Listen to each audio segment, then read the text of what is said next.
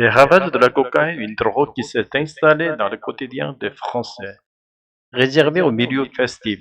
Cela signifie qu'avant on pensait que cette drogue est surtout consommée lors des fêtes, soirées ou concerts. Livrée à domicile, comme une pizza ou un colis, la drogue est directement apportée chez le client par un livreur. Derrière l'illusion d'une drogue fonctionnelle, on croit qu'elle aide à mieux travailler, tenir la fatigue ou être performant, mais en réalité c'est dangereux. Des vies s'effondrent, des personnes perdent tout, santé, travail, famille, équilibre. Ne peut plus s'en passer, expression pour dire qu'une personne est devenue dépendante, incapable d'arrêter, se transformer en perte de contrôle. Au départ, cela semblait maîtrisé, mais petit à petit, la consommation est devenue incontrôlable. Un marché en plein essor. Le commerce de la drogue se développe rapidement, il est en forte croissance. Le nombre de consommateurs explose. Cela veut dire qu'il augmente très vite de façon impressionnante.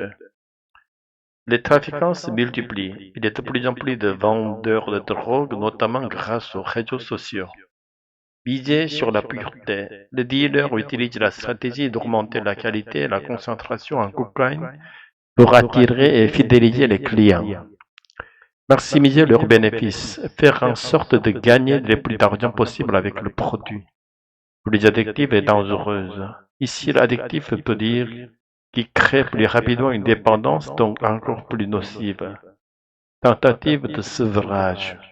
Et c'est pour arrêter de consommer la drogue souvent difficile et marquée par des rechutes. Briser le tabou, oser parler ouvertement d'un sujet dont on a honte ou qui est habituellement caché.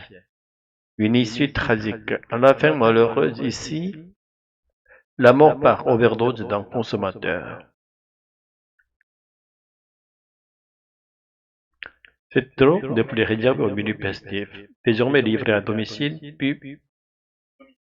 puis pure et moins chère, elle séduit toute la génération derrière l'illusion d'une drogue fonctionnelle.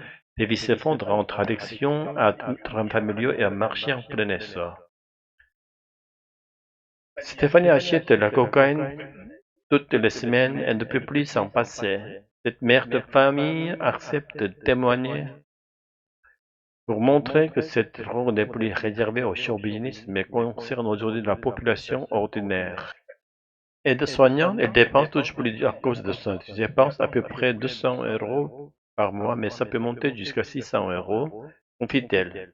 Le tout pour un revenu de 1900 € net par mois. Découverte lors des fêtes avec son ex-compagnon, la cocaïne s'est immiscée dans son quotidien. Elle la consomme désormais seule chez elle en pleine journée, parfois même au travail à l'hôpital. Ça stimule sa réveil, ça coupe la faim aussi, ça m'aide à tenir la nuit. Mais cette habitude s'est transformée en perte de contrôle. Stéphanie s'isole aux toilettes pour consommer une dose. Marché en plein essor, une distribution simplifiée. Le nombre de consommateurs de cocaïne explose en France, 1,1 million en 2023, 2 fois plus qu'en 2017. La production mondiale en hausse et les nouvelles méthodes de distribution expliquent ce phénomène. La drogue est désormais livrée à domicile. Benjamin, trentenaire parisien, n'a qu'à sortir son téléphone pour recevoir sa commande. En 22 minutes, un livre à casquette se présente sur son palier. Il consomme jusqu'à 10 grammes par mois. Le prix moyen n'a jamais été aussi bas. Résultat, c'est plus facile de consommer, donc tu peux consommer plus. Explique-t-il. Les trafiquants se multiplient sur les réseaux sociaux, visant de codes publicitaires pour séduire les clients. Le trafiquant mise sur la pureté et l'addiction. Un ancien dealer de la Côte d'Azur témoigne. La cocaïne est plus rentable et plus discrète que le cannabis. Ça pouvait me rapporter entre 6 000 et 15 000 € net par mois, affirme-t-il. Pour maximiser leurs bénéfices, les trafiquants augmentent la pureté du produit. En 10 ans, elle est passée de 49% à 77%. Une évolution inquiétante selon les laboratoires de police scientifique, car plus la cocaïne est pure, plus elle est addictive et dangereuse pour la santé. Entre tentative sevrage et drame humain, Caroline, consommatrice repentante, témoigne de son combat. J'ai commencé à tout perdre dans ma vie de A à Z, raconte-t-elle. Après avoir décidé d'arrêter, mais il n'existe ni substitut ni traitement spécifique. Seule la patience et l'accompagnement médical permettent d'espérer une guérison. On dit qu'il faut une année. La première année, le risque de rechute est de 77%, explique Sophie Captier-Vallet, addictologue, pour se donner du courage et briser le tableau car on lui partage son parcours sur les réseaux sociaux. Mais pour certains, l'issue est tragique. Théo, 28 ans, sportif et pompier volontaire, est décédé d'une overdose en juin dernier. Sa famille dévastée a créé une association pour sensibiliser les jeunes au danger de cette drogue encore trop perçue comme anodine. Dialogue, liberté, dignité et drogue. La liberté absolue existe-t-elle vraiment si une personne devient esclave d'une dépendance? Tu veux dire que l'addiction détruit la liberté elle-même? Oui. Celui qui consomme de la drogue pense exercer son droit de choisir, mais en réalité, il se met volontairement dans une prison invisible.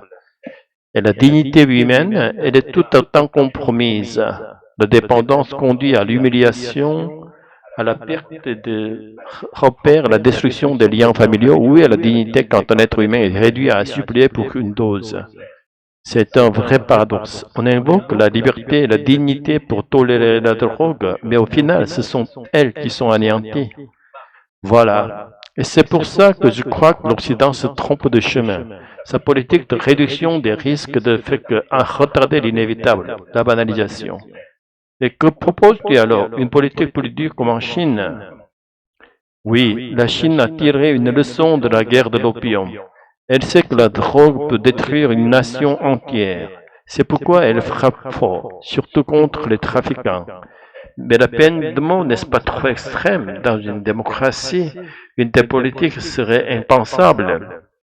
Je comprends l'objection, mais si on laisse la liberté individuelle primer, on sacrifie la société entière. Ce n'est pas seulement un problème individuel, c'est un problème national. Quand une génération est affaiblie par la drogue, tout l'avenir du pays est menacé.